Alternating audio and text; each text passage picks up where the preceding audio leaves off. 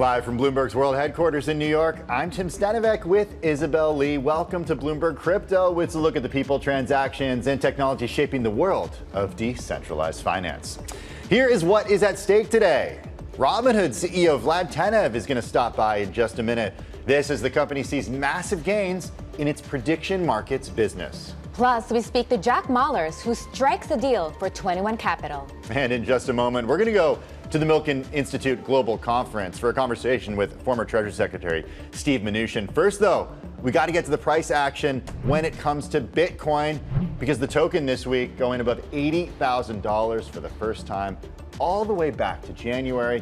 This is the U.S.-Iran ceasefire holds to a certain extent. Bitcoin, we should note, is up roughly 20% since the start of the U.S.-Israeli war on Iran. It highlights how digital assets have largely weathered the conflict and the oil price spike that it unleashed. We're also looking at Coinbase. Shares are kind of seesawing between gains and losses, but now they're down by 3%. The company today announced it will cut around 14% of its workforce. The CEO, Brian Armstrong, cited market volatility and AI as the main catalysts. Let's discuss more with Bloomberg Crypto reporter Emily Nicole, who joins us from London. Emily, thank you so much for joining us. Can you talk to us more about what stood out to you in this announcement? We have Brian Armstrong saying that he will concentrate the remaining staff around AI skills while reducing layers of management. There were a few things in Brian's statement that really stood out. One is which, as you pointed out, he wants to concentrate teams around AI, saying things like they might even have one-person teams in future where we have roles like engineering, product design, all collapsed into a single person. And then there's also the need for teams to get used to using AI agents as well. He wants staff that can handle fleets of agents to do all the jobs that, multiple people might have done in the past. That'll also help condense management across the company. So we'll see fewer teams with multiple managers. Managers will also have to do more work rather than just managing people. They'll also be responsible for product, responsible for shipping things. This is all kind of a broader shift that Coinbase says is happening afoot. But it's also, there's broader cost cuts that need to happen at the company. And that's one of the things that's motivating the staff cuts as well. Why do the broader cost cuts need to happen, Emily? Coinbase had a pretty difficult quarter at the end of last year. It was something where revenue was down about 20%, and there was a net loss for the quarter as well. We're expecting earnings from Coinbase on Thursday that'll tell us how the most recent quarter has gone. But if we think about what journey Bitcoin has been on since October, it hit 126,000 and then has been down since then. It's down about a third from that point right now. So it's been very whipsawy, and that kind of market's difficult for exchanges. On the one hand, volatility can mean more trading, which can mean more income. But equally, if coin prices are down and they're not recovering, that gets fewer new buyers into the system, and that's not great for a company like Coinbase. Emily, we're also seeing layoffs at Coinbase, PayPal, Block, Crypto.com. What does that say about the broader industry? Is it really AI related, or do you think it has something to do more about the crypto winter that we're seeing? AI is definitely the buzzword at the moment, and that's not just in crypto, that's everywhere, right? So we're definitely hearing about it a lot from companies, and it's something that companies that are making job cuts are saying is part of the reason behind it. They want to shift more towards AI-related production. But, at the same time, we can't ignore the fact that the market is down right now. It's a difficult period for crypto exchanges in particular. We've seen them make job cuts just like this in previous bear cycles. So there's no reason to suspect that this wouldn't be happening now as well, even if we didn't have AI. We've done a story previously about whether or not this is a kind of AI washing trend, especially when it comes to a company like Block that laid off about half of its staff, citing AI-related changes at the company. And it remains to be seen whether or not we'll actually see AI take over those job roles, or if we might see more people come back into the fold when markets are high again. Yeah, so the question is, was there overhiring happening, especially at Block? That was the conversation happening around those layoffs just a few months ago. Emily Nicole, Bloomberg Crypto reporter, on the latest when it comes to those Coinbase layoffs. Appreciate your time. Check out her reporting and more on the Bloomberg terminal. Meanwhile, Coinbase said last week that a deal has been reached on a key stablecoin yield policy, potentially clearing a path for crypto legislation to move forward in the Senate. Bloomberg Intelligence senior analyst Nathan Dean has been following the Clarity Act. He joins us from Washington, D.C. We're going to get to the Clarity Act. I promise. The SEC, though, Nathan, is proposing amendments to allow companies to file semi-annual reports. This just crossed minutes ago on the Bloomberg terminal. How are you watching this? Yeah, so this was not this was anticipated. We knew this proposal was coming. Now, what this proposal, without having to read, I haven't read the specifics yet, but what this proposal is aiming to do is allow publicly traded companies to go semi-annual versus their quarterly reporting. So to think of it very similar to what they're doing in Europe currently. Now, our analysis shows prior to this proposal coming out is that we think that some companies, especially those that are smaller, are going to gravitate towards semi-annual. And over the next few years, you could see a push from these larger companies to get back towards, or at least move towards, this idea of semi-annual reporting. Now, again, we'll have to see what the specifics say here, but this is certainly something that I think that we're going to have a lot of opinions on. And when the SEC floated this idea of doing it back in 2018, there was a lot of pushback from certain aspects of the investment community. So I think we'll see that pushback again here. Not to mention our own pushback as journalists who, live for these quarterly reports. Isabel, what are we going to do? Every quarter. I mean, I have one on Thursday slated, and that's going to be the highlight of my week. But pivoting now to crypto and the Clarity Act, because this is a crypto show, we have the fight over whether crypto exchanges should be able to offer rewards to customers for holding stable coins. That's really what caused the holdup in the legislation. Banks have pushed against this move. What changed, and why are we seeing this development now, Nathan? So under the Genius Act, which passed last year, issuers of stablecoins are prevented from paying yield or interest. And what happened here is that we saw stablecoin issuers partner with third-party platforms like Coinbase to offer rewards. The banks didn't like that. Now, the long story short is the agreement between Senator Tom Tillis and Angela Alsobrooks would prevent the paying of interest or reward programs on balances, but would allow it in terms of transactions, use of product or service, and market-making abilities, and would direct the SEC and CFTC to move forward with the rulemaking specifying the details. Now, we saw the Coinbase actually come out and support this. We saw the banks, however, begin to push back yesterday with their statements. And I anticipate the banks are going to keep pushing back. But Senator Tom Tillis over the weekend sort of just said, look, this is the deal. Take it or leave it. I'm paraphrasing his words there. So I do think you're going to see a markup in the Senate Banking Committee happen in May. I think it will get past the committee and will go to the floor. The banks are going to keep that pressure. But we think there's a 60% chance this bill passes in 2026. Well, we are lucky, and Bloomberg customers are lucky that we've got Bloomberg Intelligence senior analyst Nathan Dean available everywhere where you can find his research, on the terminal and at Bloomberg.com. Also lucky to have such a great team at the Milken Institute Global Conference. It's where Joe Matthew and Carol Massar are interviewing former Treasury Secretary Steven Mnuchin.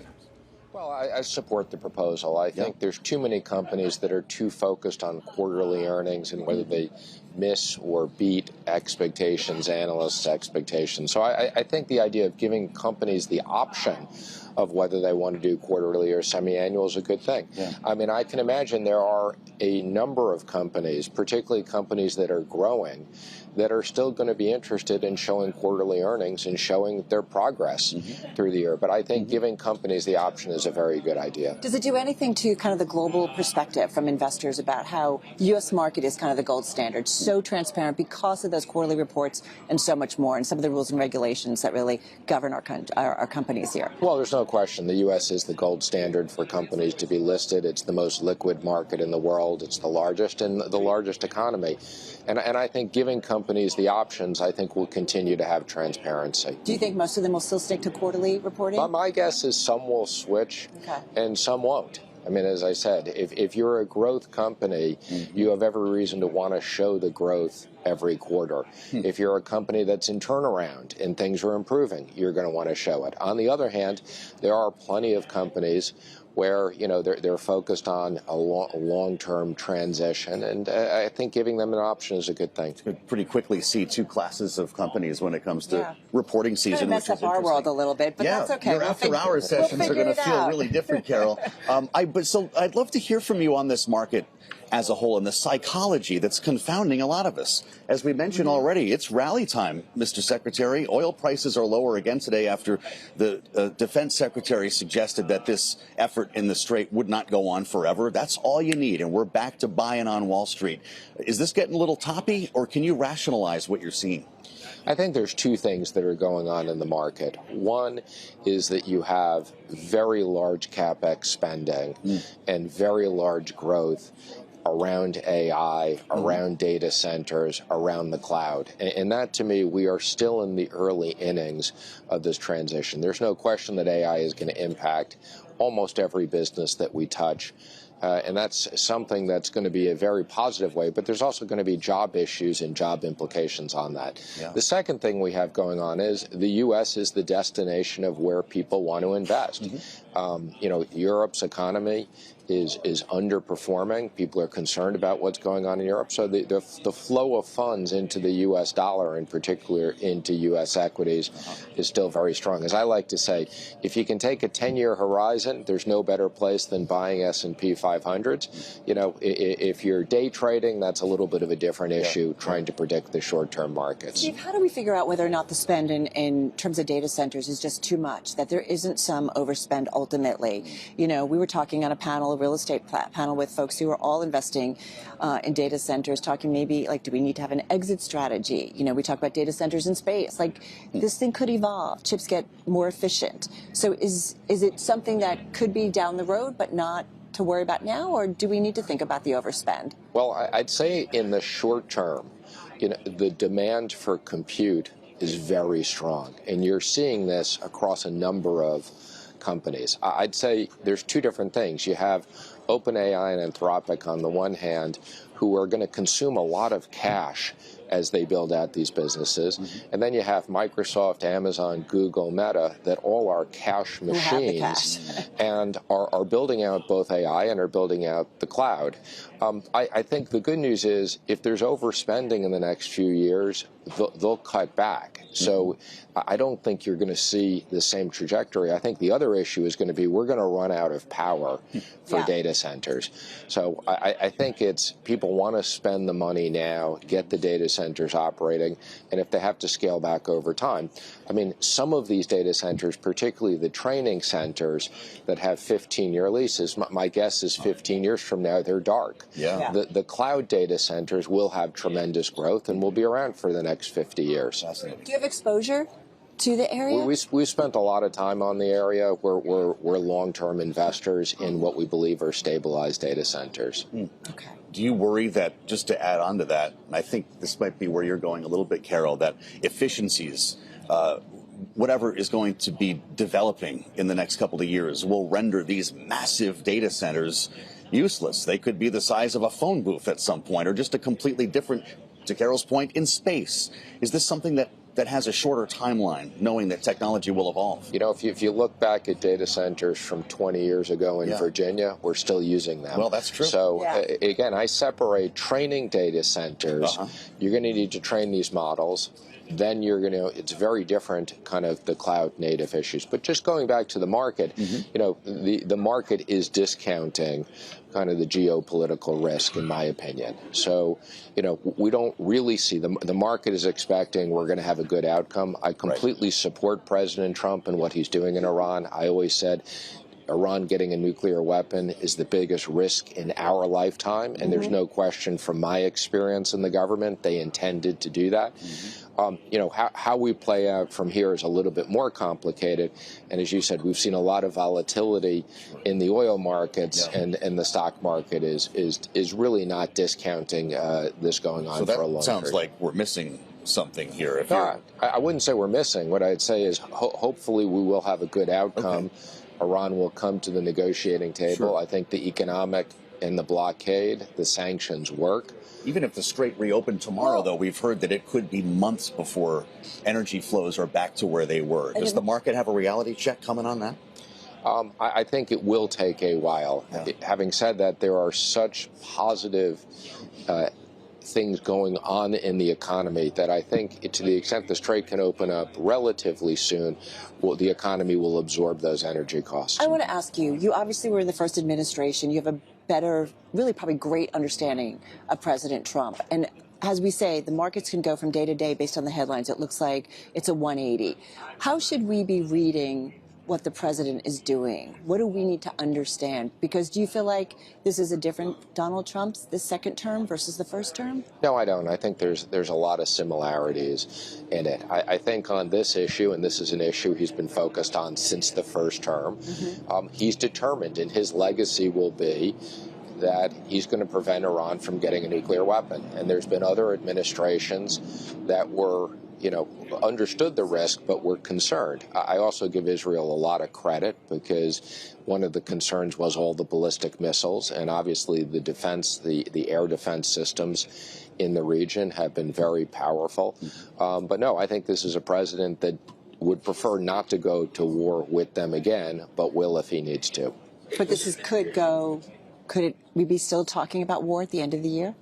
I think we could. I mean, I think he's determined that he prevents this from happening, the nuclear situation. And I think that part of the issue is, and he said this, he took out a lot of the leadership. So part of this is making sure that leadership develops in Iran that can negotiate a deal that they'll stick with. What's the other geopolitical? Because you say geopolitical. Is it just the Middle East? Or are you thinking about China? Are you thinking about other parts of the world? No, I think it's. I mean, there is this war in Ukraine. I don't want to forget what's going on in Ukraine. It later, yeah. That's still an important issue. I feel like we don't see it on the press every day. But obviously the big issue right now in terms of risks for the economy and risks for the world is the Middle East. There's another cloud you could argue is hanging over this market that has nothing to do with the war in Iran, although maybe there's a connection at some point when we start talking about the cost of this operation. But that's the debt, now topping 100% of GDP, Mr. Secretary. How long can we sustain this? Hank Paulson mentioned to David Weston the need for a break glass solution. What should the Treasury be preparing at this time for this? Well, I unfortunately think there's not a break the glass solution. I think there's no question that during COVID, we had to spend massive amounts of money. We shut down the economy. I mean, anybody who ran a business never ran it thinking you'd have zero revenues. I'm particularly proud of we saved the airline industry, so we have a very robust airline industry. Having said that, well, no, but we saved the industry overall, and I think it was the right thing to let Spirit go through what they are. Having said that, it kind of normalized trillion-dollar spending. And I think this is an issue that needs bipartisan support. Part of it is the mandatory spending. We have to deal with that part of the budget. And, you also... Defense, too, though? If you look at what's being allocated for defense in this budget, it's a lot. Look, there's no question, particularly in this day and age, we need to spend more money in defense. I think right now it's going to be hard to spend another $500 billion in defense without significantly cutting other things out of the budget. So I am concerned about deficits. I think this has to be dealt with. And I think the good thing is President Trump understands these issues. And if there's someone who can tackle the spending issues, I think he's the one to do it. Does this mean, what's the make or break moment? Because I'll go back 10, 15 years, we were talking about concerns about the deficit or more, and then it kind of faded away. So what is the make or break moment? And I think about this in the context of Kevin Warsh coming in as the next Fed chair, in terms of servicing the debt and so on and so forth, pressure that might be on him. Kind of roll it all together. Do you think that he should be cutting rates in this environment? Well, I think we're close to the equilibrium rate. So before the situation in the Mideast, we did have inflation coming down close to the Fed's 2% target. And I think you could say the equilibrium rate is probably between 2.5% and 3%. So we're close to that level. Also, there's no question that the deficits push up our cost of funding so that there's a risk premium built in. And one of the things that Kevin is talking about, which I also support, is shrinking the Fed's portfolio. Well, if you shrink the Fed's portfolio, that's also another tool that you don't have to lower rates. Ultimately, the Fed does set short-term rates. If they're not doing quantitative easing, which they're not going to do now, they're not setting long-term rates. And I don't think we're going to have a make-or-break moment where one day we wake up and we can't finance the debt. I do think you'll see an increase in risk premiums. You see the 30-year bond kind of approaching, kind of 5%. Part of that is the volatility around inflation and what's going to happen with the war, but part of that is also just pushing up the cost of long-term financing for us. What's Kevin Warsh in for when he wakes up in the morning and looks at Truth Social? Is this contentious relationship with the chair, if he's not cutting, going to continue? I think Kevin will do terrific in his new job. Okay. Is that a yes or no? I think he will be an independent Fed. That doesn't mean that he will or won't agree with the president.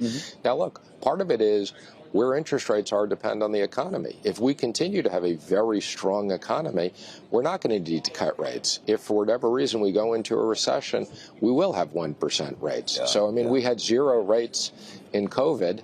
You know, there was a reason why they went down to 0.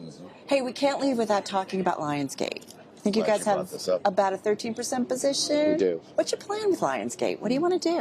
It's a great business. I've recently gone on the board. Yeah. Lionsgate is one of the few independent studios left. It has an incredible film library, and Michael's been a great success. Yeah. So, do you want to own all of it? The story of Michael Jackson. Do you want? I can't comment on that. Well, so let's wrap with one fun question about the movies. Michael is in an incredible debut.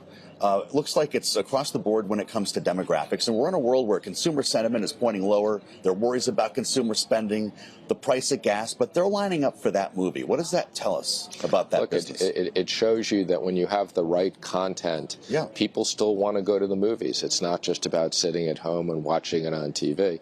And, you know, Michael Jackson was just an incredible performer, and his music was obviously pretty extraordinary. On my playlist. Got to be starting something. You know, we all remember growing up with MTV and Thriller. It's not just old folks going, though, you said. Exactly. Who's old? Who's old? Not you.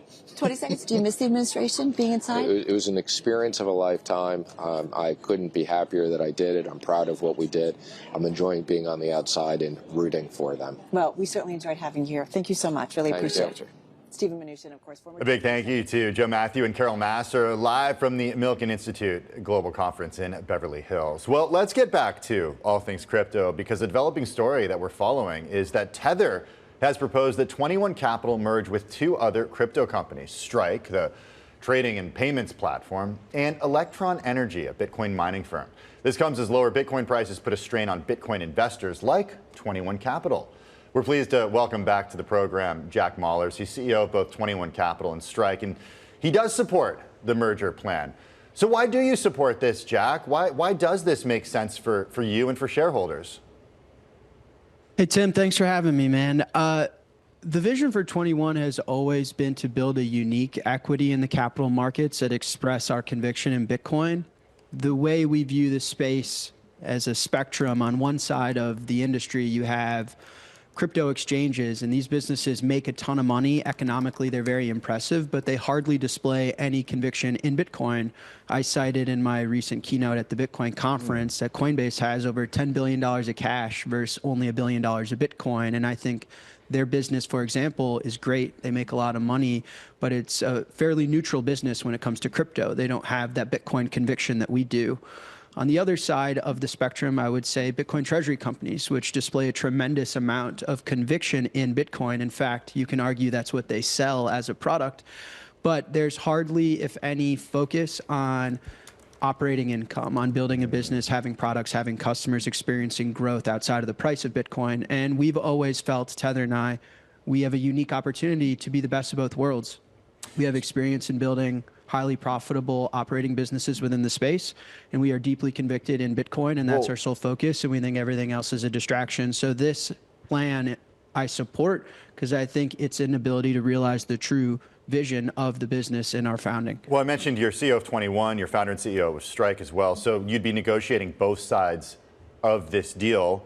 Will your public shareholders think this is a conflict of interest, and why should minority investors trust the transaction where the buyer and seller's top executive are the same person? Yeah, well, in the actual negotiation itself, assuming that the businesses have interest and pursue that, I won't be involved. And 21 has a board of directors that is larger than just myself. Strike has an independent committee that would negotiate on its behalf. And not only will I not be involved because my lawyers say that'd be a really bad idea, but even morally and ethically, Tim, I don't want to be involved. My mission as a man, since I've been 18 years old, is to try and help Bitcoin achieve its greatest potential. I think if we can fix the money, we can fix the world. And I think that this plan and strategy and proposal makes a lot of sense in my ability to continue to push forward towards that goal. And I don't want to be involved. I want what's best for Bitcoin shareholders, customers, and I won't be involved in that particular transaction. transaction, assuming that both businesses pursue that. And Jack, once the merger is complete, will 21 continue to buy Bitcoin in the open market or just add tokens held on Strike's balance sheet and what is awarded through mining? Yeah, so the vision that I articulated at the Bitcoin conference involved 4 pillars, I like to describe it as, is the proposal is one, a financial services arm of the business, and the proposal is that Strike would kick that off, and we'd be able to offer things like brokerage, custody, credit and lending, payments, prime, banking services, so building Bitcoin products for the Bitcoin economy. The second arm would be Bitcoin infrastructure. I call it the physical economy of Bitcoin. Bitcoin has a direct relationship with energy, with power, with grid, and Tether's invested a lot of money and resources in that physical infrastructure to support the Bitcoin economy and produce cash flow there. And we think that that'd be a critical piece in the ideal Bitcoin company. And then the last 2 are capital markets and M&A. And that is absolutely a lot of the strategies that we've seen from Bitcoin treasury companies like Strategy, like Metaplanet. There's a lot of opportunities to accretively acquire intelligent leverage, or even if you combine how unique this vehicle would be, we could securitize lending and credit.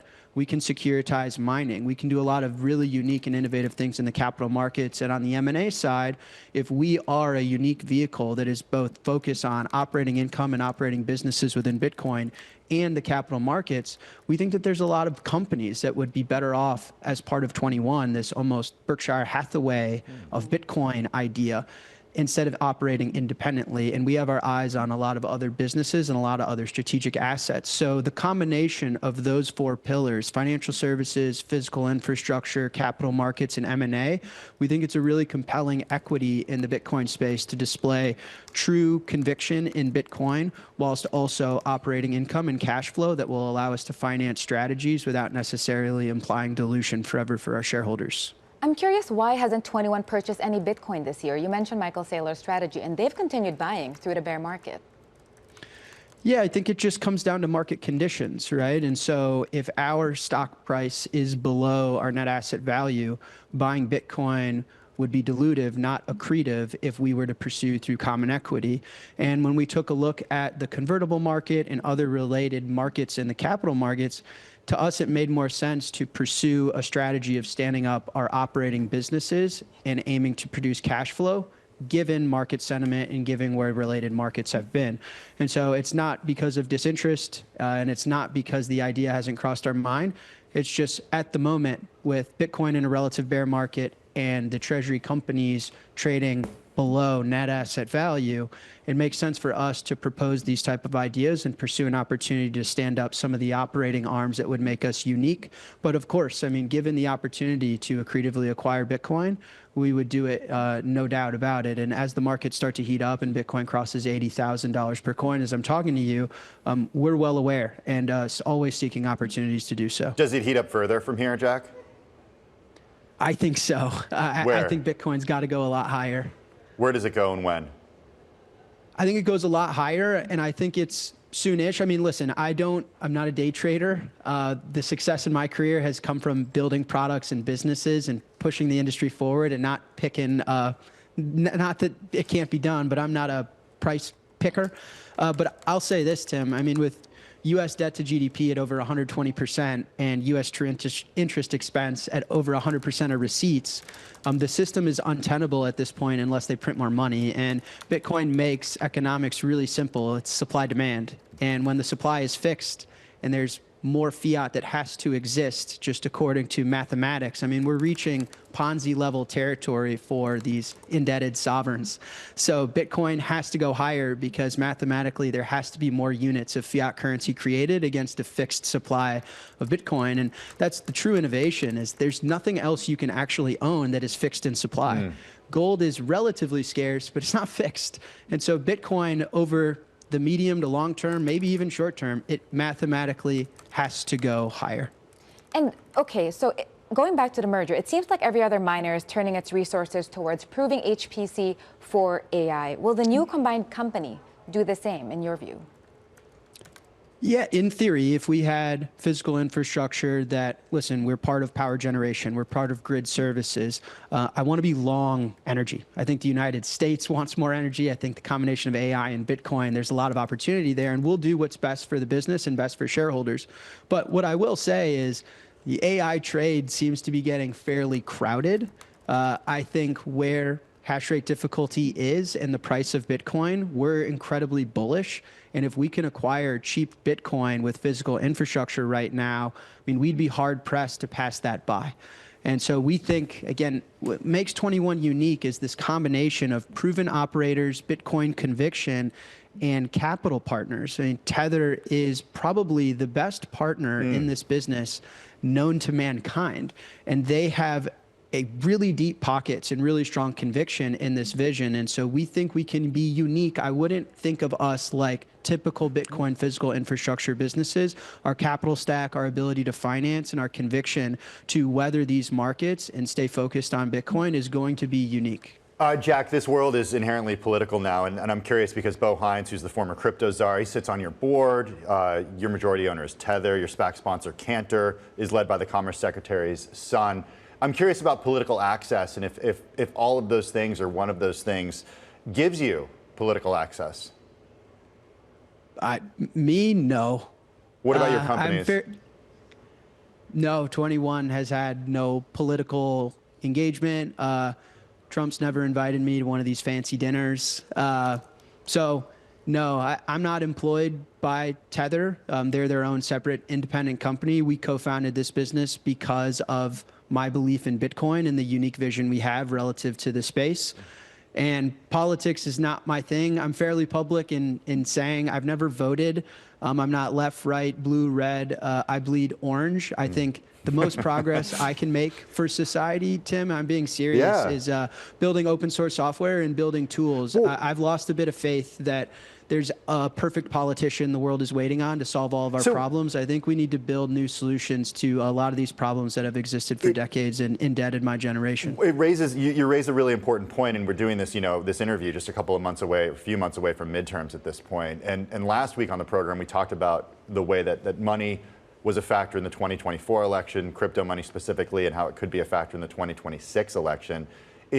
Are you playing in that game at all when it comes to these super PACs or anything? I personally am not. I mean, I do think that it's a superpower for Bitcoin that it's becoming, if not already is, one of the greatest wealth transfers in human history. So Bitcoin, by the very nature of it being money, is capitalizing its proponents and capitalizing folks like myself and my businesses to finance the change that we want to see in the world. I think that that's a very fascinating property of Bitcoin, this technological movement. And so it doesn't surprise me that Bitcoiners and their newfound wealth are going to go to Washington and make sure that their best interests and the best interests that they see for the rest of society are protected and top of mind when it comes to policy. But like I said, I actually am on the other side of things like the Need for Clarity Act. I don't really care. I don't think that Bitcoin is going to succeed or fail based on what Washington thinks of it. I think the hard work ahead is building the tools, delivering the education, giving access to the capital markets, to the innovation that is, and Bitcoin will find its way. Now, I would prefer not to be debanked and not to be harassed and not to be treated like a criminal in my country for being an entrepreneur that's trying to do good. But I don't have interest in spending any more time in Washington, D.C. than I have to. No offense to those there, but it's just not my swag. Jack, always good to check in with you. Appreciate you being so generous with your time this afternoon. Jack Mallers, he's 21 Capital CEO. Well, the first ever U.S. tokenized money market fund hit its 5-year anniversary recently. The fund, launched by Franklin Templeton with help from Stellar. The suite of tokenized funds just hit $2 billion in assets. Joining us now is Sandy Kaul, head of digital assets and innovation at Franklin Templeton. She's live at the Accelerate conference in Miami. We're also joined by Denelle, Dixon, CEO of the Stellar Development Foundation. She's at the Milken Institute Global Conference. Okay, I just want to start with you, Sandy, and just hear from you what you're hearing on the ground right now at the conference. Especially as this dueling conference is happening across the country, and really, how crypto, how tokenization, how digital assets are a theme there right now. Yeah, great to be here. Thank you guys so much for having me. This is very exciting. What we're hearing here on the ground at the crypto conference at Consensus is this complete convergence of the innovation of the crypto natives and the experience and the institutional knowledge of the traditional financial industry coming together and really reimagining what capital markets are going to be for the future. And that future feels very tangible right now. We're very excited about all the developments we're hearing and seeing here at the conference. Denelle, as the volumes continue to grow, where are the bottlenecks you're seeing? Is it settlement? Is it speed, interoperability? Is it compliance? And how do you think institutions can solve those? Because we have a lot of critics of tokenization saying that it's just creating a more fragmented world. Thank you so much, and I'm happy to be here. It is absolutely not creating a more fragmented world. I think the real issue here is distribution, and it's making sure that there are parties who are distributing all of this out in the right way and making it so that retail can get it, so that small to medium enterprises can get it, and also that institutions who are already involved in this are getting it. So I don't see that there's a bottleneck with respect to anything other than speed to market, which is what we're seeing. A lot of folks are trying to get their assets tokenized as quickly as they can. And I think the blockchain world is ready for it, and the crypto world is ready for it. And traditional finance has been hesitant until probably the last year. So other than Franklin Templeton jumping in on this 5 years ago, which is really, they were a leader in this space, others are taking their time and I think trying to follow on what Franklin has done. So I want to go to you, Sandy, and just weigh in on the tokenization part of this, because Franklin Crypto, the dedicated crypto division, you acquired the company, 250 Digital, reports into you. You paid part of the deal in BENJI tokens from your on-chain money market fund, a tokenized asset to settle an M&A transaction. Is that the future of how M&A deals are going to close? 100%. Why not transfer your yield with your payment, right?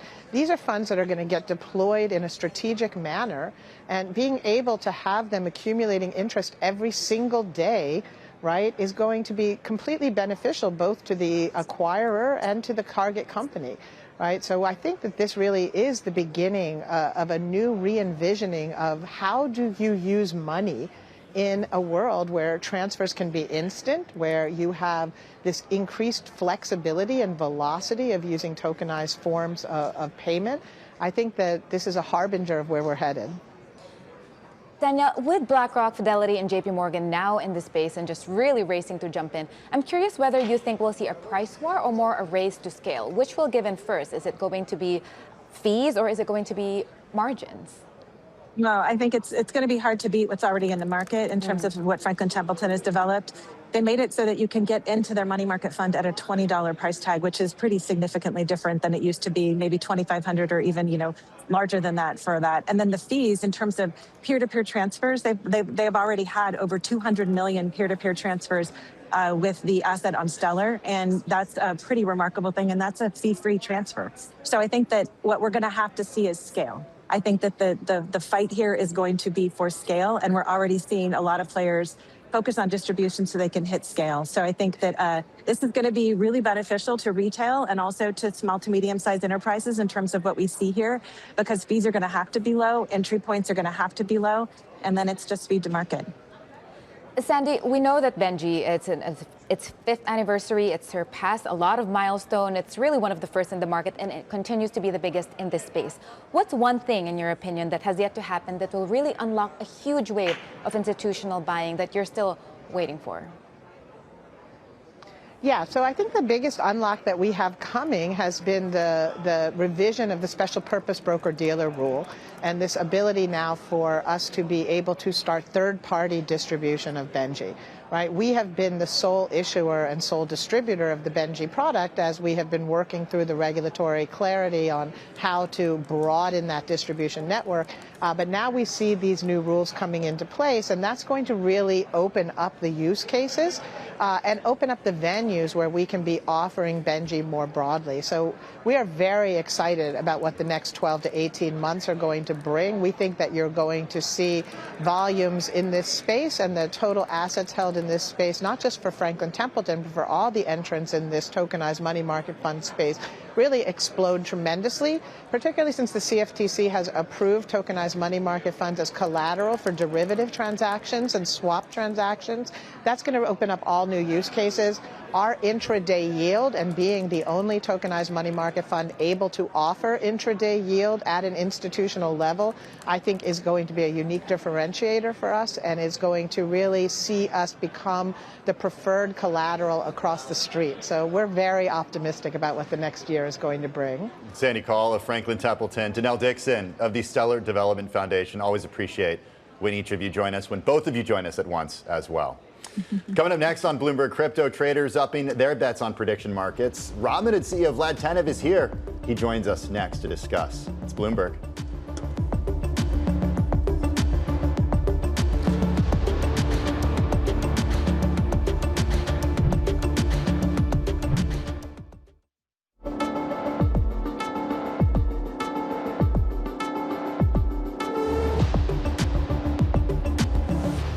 Robinhood reported earnings recently. It showed that its revenue from its crypto segment falling, but some of that is shifting to its prediction markets business. The platform saying that the annualized revenue from its event contracts were about $415 million in the first quarter, compared to crypto's implied $536 million pace.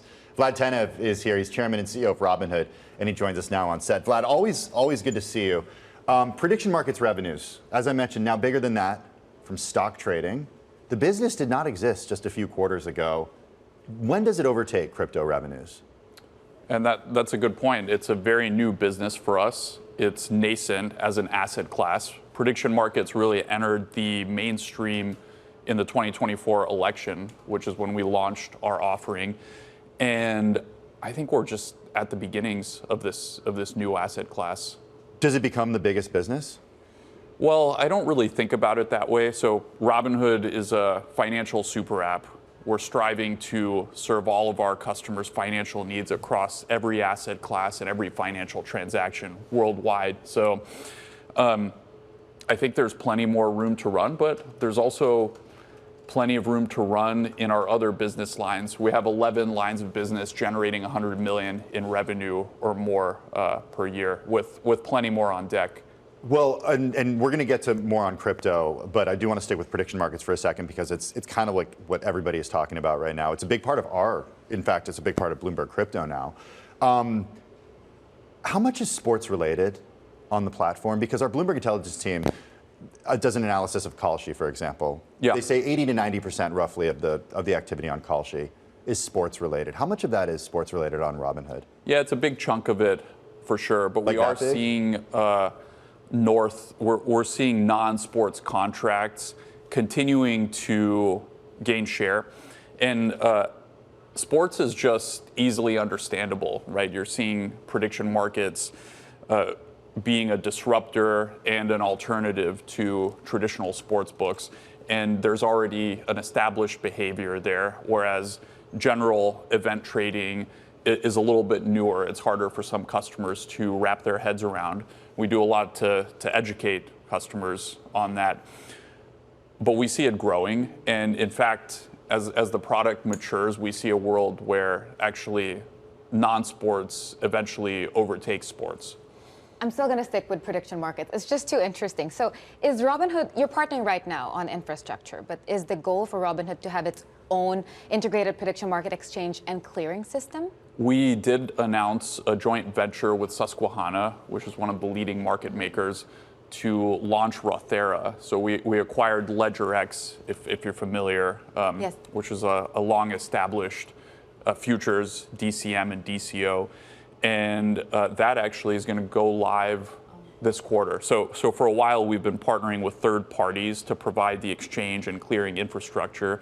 But now we have a vertically integrated stack later this quarter. So what role would Kalshi play in Robinhood's ecosystem once you fully launch that one? They would be an alternative exchange provider along with ForecastX. And who knows, we might also integrate with more exchanges. Really what we're looking for is how do we give customers choice and flexibility and give them the best pricing and the best access to contract selection. Any names in your list other than Kalshi that you're looking to tap? I mean, I think we've had conversations with all of the players, and I should also say on the Rothera side, a lot of people are interested in coming to Rothera as well because they know Robinhood brings a lot of distribution, a lot of usage. So we've been hearing from, folks that want to integrate with Rothera at launch, and they see the combination of Robinhood and SIG as a very, very strong one to bring liquidity into the market. I've spoken quite a bit about prediction markets with other CEOs, Rick Wurster of Schwab, for example. They don't offer prediction markets right now, and he's told me that when and if they do offer, they don't want to offer sports because he sees that as gambling, and he doesn't see that as being aligned with his own financial services and what he's doing at his firm. What would you say to critics who say, well, maybe we understand prediction markets and event-based contracts on the economy and certain other parts, maybe oil prices, but what we don't see sports fitting into financial services? What would you say to those critics?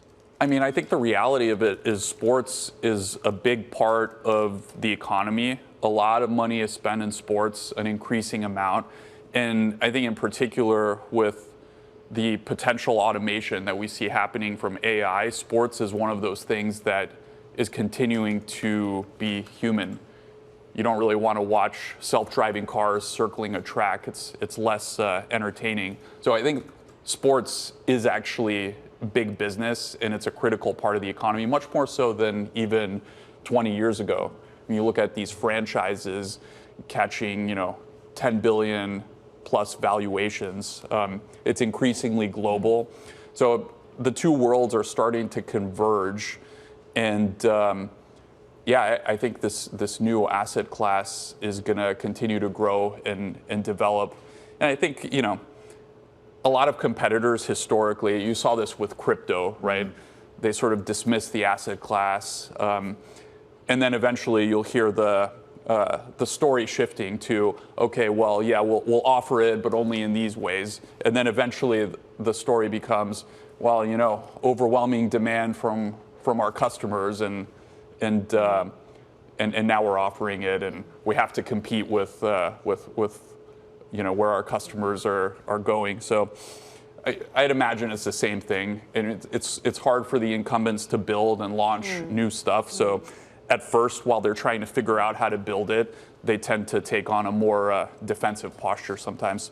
I wish we could talk prediction markets, but I have to ask you about Trump accounts. Can you explain briefly and maybe succinctly, because we have a ton more questions, how are you working with BNY and Treasury? What exactly is Robinhood doing versus BNY versus Treasury to administer Trump accounts? Yeah, sure. So Trump accounts, for those that might not be familiar, it's a brokerage account from birth for every newborn, seeded with $1,000 by the Treasury. And Robinhood was chosen in partnership with BNY. Robinhood is going to be the sole initial trustee and broker for the Trump accounts, which means we're not only designing and building the Trump accounts app, which the aspiration will be is it's going to be the best product that the government's ever been associated with. That's what we hope for, and what we're building with the National Design Studio. But we're also the broker, so the accounts and the assets are going to be custody with us.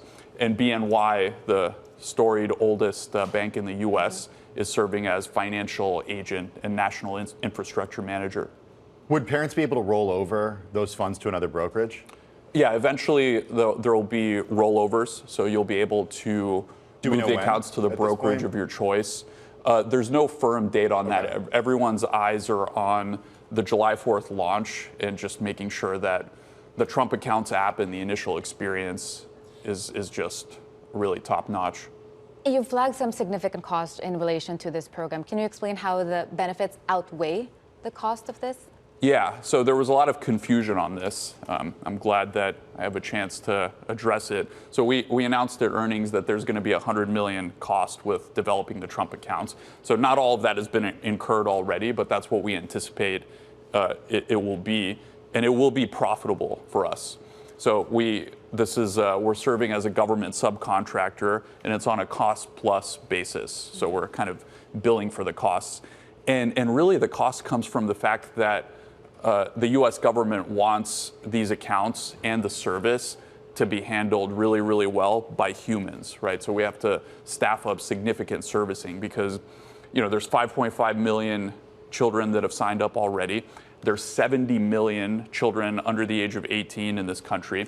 So we've got to be ready to scale up to tens of millions of accounts relatively quickly with like top-notch support and reliability. Hey, Vlad, one more before we go. Coinbase today cutting 14% of staff. It cites volatile markets, AI, PayPal, Block, Crypto.com. They've had layoffs. What does that say to you about the industry right now?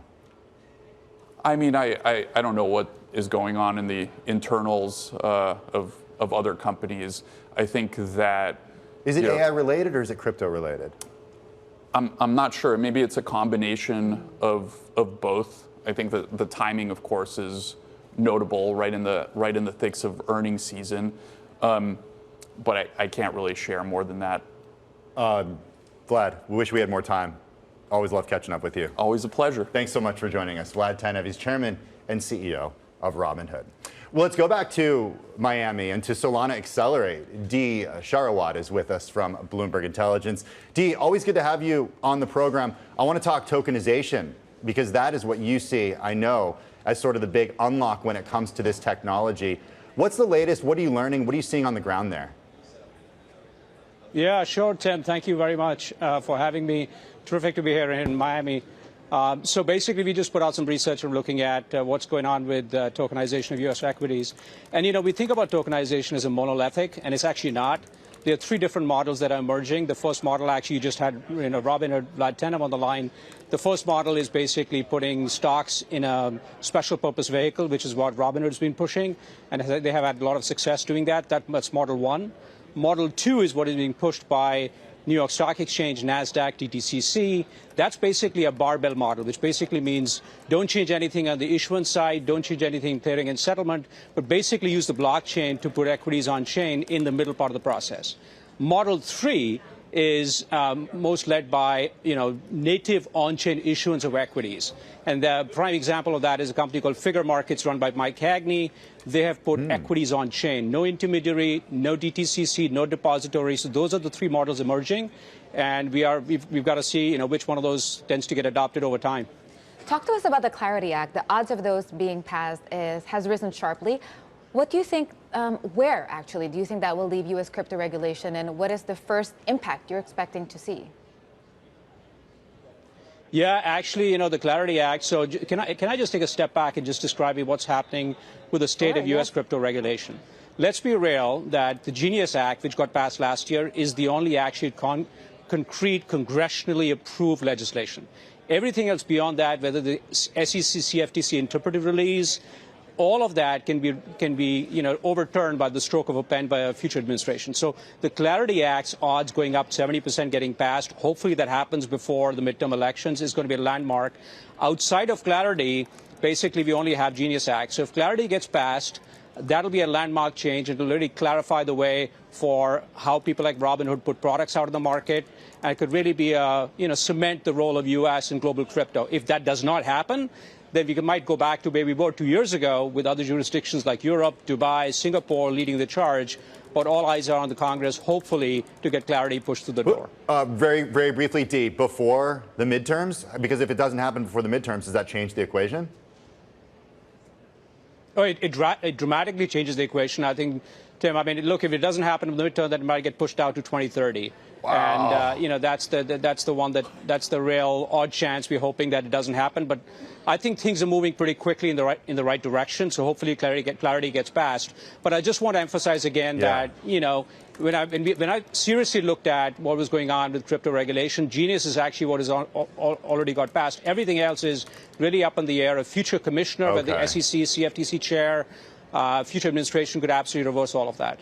Dee Sharawat from Solana Accelerate at Solana's flagship U.S. event in Miami. If you want more of Dee, check out everything that he has written on the Bloomberg terminal. That is going to do it for Bloomberg Crypto. A big thank you to you, Isabel Lee, for stepping in for Scarlett Fu. Balance of Power. That's coming up next, live at the Milken Institute Global Conference. This is Bloomberg.